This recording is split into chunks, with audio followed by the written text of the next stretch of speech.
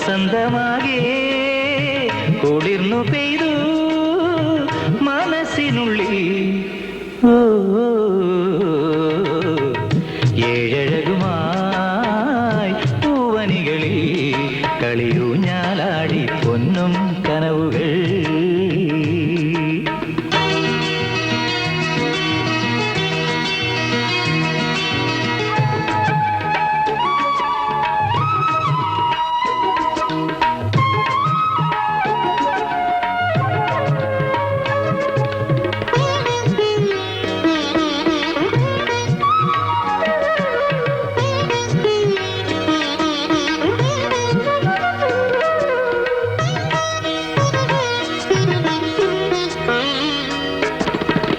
കിളിമകളോതും സംഗമഗാനം മിഴിമുന എഴുതുന്നു പരിഭവരാഗം.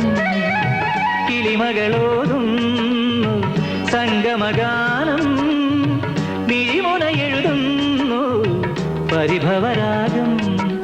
ചന്ദനമലരിൻ കവിളിൽ തഴുകാൻ തങ്കനിലാവിനു പോലും നാണം. വീണ്ടും ഇന്ന് പ്രണയ തരളമായി രജനി ഏഴഴകുമായി പൂവനികളിൽ കളിയൂഞ്ഞാലാടി പൊന്നും കനവുകൾ.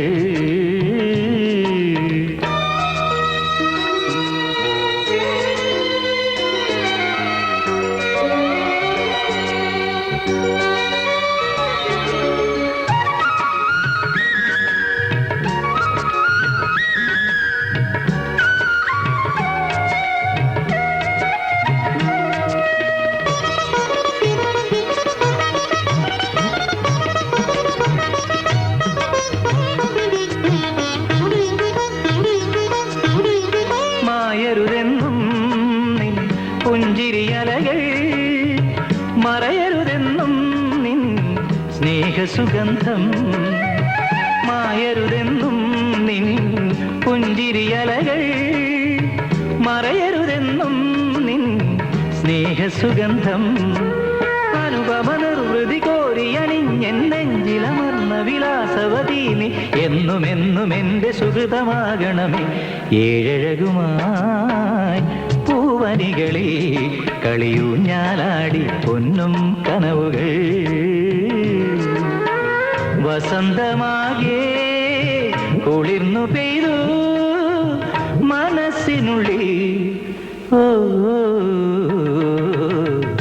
ഏഴഴകുമായി പൂവനികളിൽ കളിയൂഞ്ഞാലാടി പൊന്നും കനവുകൾ.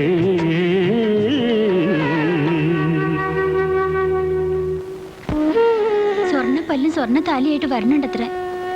എന്റെ ഇഷ്ടം ചോദിക്കാതെ എല്ലാ അച്ഛൻ തന്നെ അങ്ങോട്ട് തീരുമാനിച്ചിരിക്കുക. ദേ ബാഗ് എപ്പോഴും റെഡിയാ. എപ്പോ വിളിച്ചാലും ഞാൻ ഇറങ്ങി വരാം. വിളിക്കാം. എന്താ ഇപ്പൊ ഒരു ധൈര്യം ഇല്ലാത്ത പോലെ?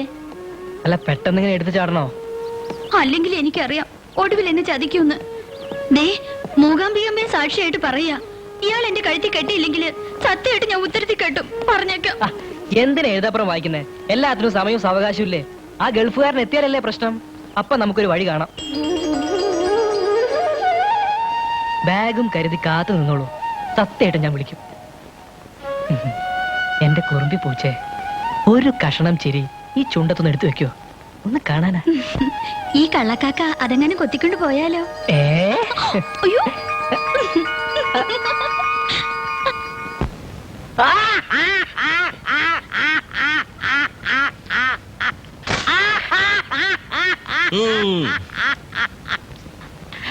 ഇപ്പോഴാ മനസ്സ് തുറന്നൊന്ന് ചിരിച്ചത്.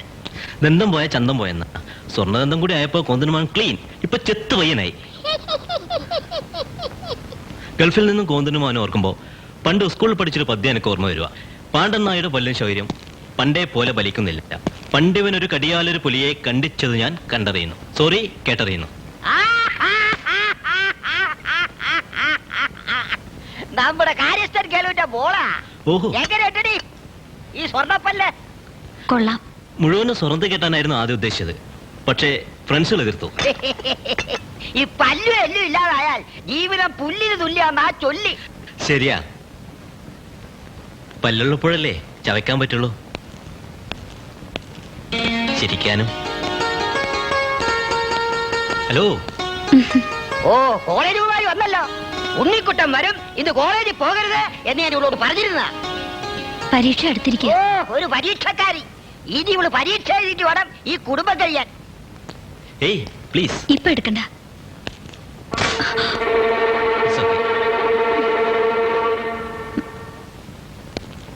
ഇളയവളായതോട് കുറെ ലാളിച്ചു പോയി. ധിക്കാരിയാ.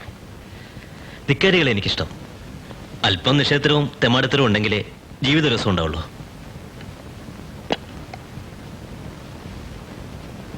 എന്തിനാ ഇതൊക്കെ ഇവിടെ കൊണ്ടുവച്ചത്? ആ ഒക്കെ നിനക്കുള്ളാ. ഗൾഫിലെ ഏറ്റവും വില കൂടിയ ഐറ്റംസ്. ലുക്ക്, എനിക്കിഷ്ടപ്പെട്ട പെർഫ്യൂംസ്, എനിക്കിഷ്ടപ്പെട്ട കളർ ഡ്രസ്സസ്, ഞാൻ കേൾക്കാറുള്ള ഓഡിയോ കേസറ്റ്സ്, ഞാൻ കാണാറുള്ള വീഡിയോ കേസറ്റ്സ് ഒക്കെ എനിക്ക് വേണ്ടിയാ. ആ സ്ലിം ബ്യൂട്ടിയാണ് എനിക്കിഷ്ടം. കഴിഞ്ഞ തവണ കണ്ടതിനേക്കാളും ചേർത്തു. ഭക്ഷണം നിയന്ത്രിക്കണം. ഇനി പവാടിയും ബ്ലൗസും വേണ്ട, സാരി ഉടുത്താൽ മതി. എങ്കിലേ മെച്യൂരിറ്റി ഫീൽ ചെയ്യുള്ളൂ. ആ പിന്നെ ഇനി കോളേജിൽ പോവണ്ട.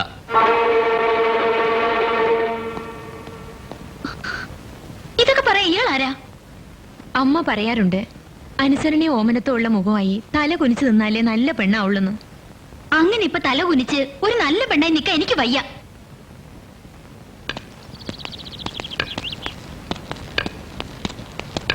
ആരാവ്?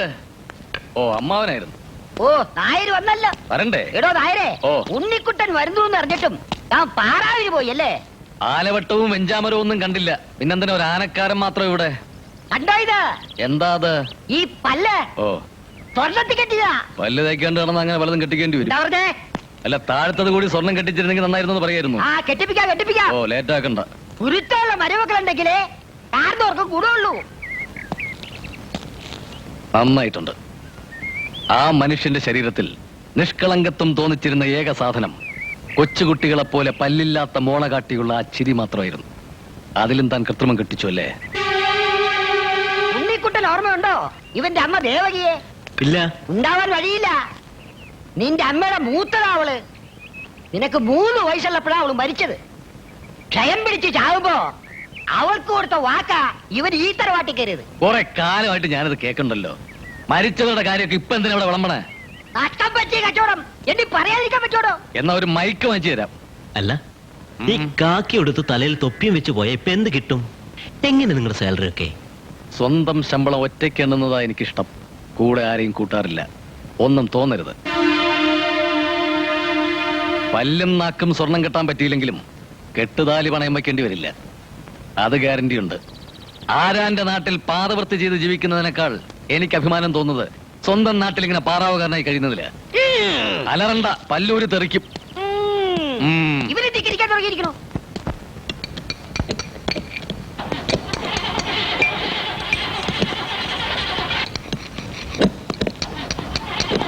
വാസുവേട്ടൻ എന്താ? വാസുവേട്ടൻ ഇവിടെ പുറത്തു പോയിരിക്കേ?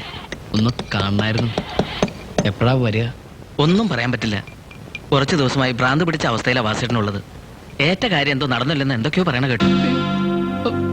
എന്താ? കൊണ്ടുപോകുന്നതിന് മുമ്പേ കണ്ടേ പറ്റുള്ളൂ. വാസുവേട്ടനെ കണ്ടേ ഞാൻ പോവുള്ളൂ. എങ്കിലൊരു കാര്യം ചെയ്യൂ, അങ്ങോട്ട് ഇരുന്നോളൂ.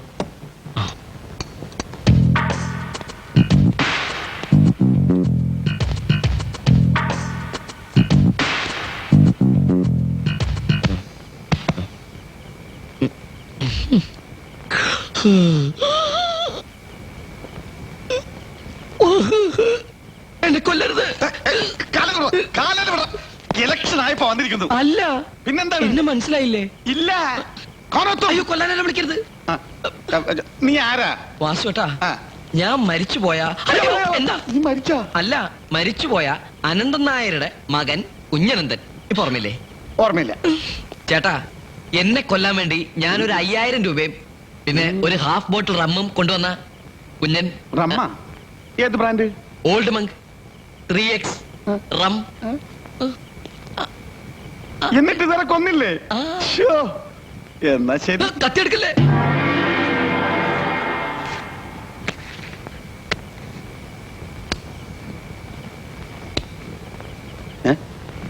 ഇവനോടെ പോയി. എടാ ഒച്ചറേ,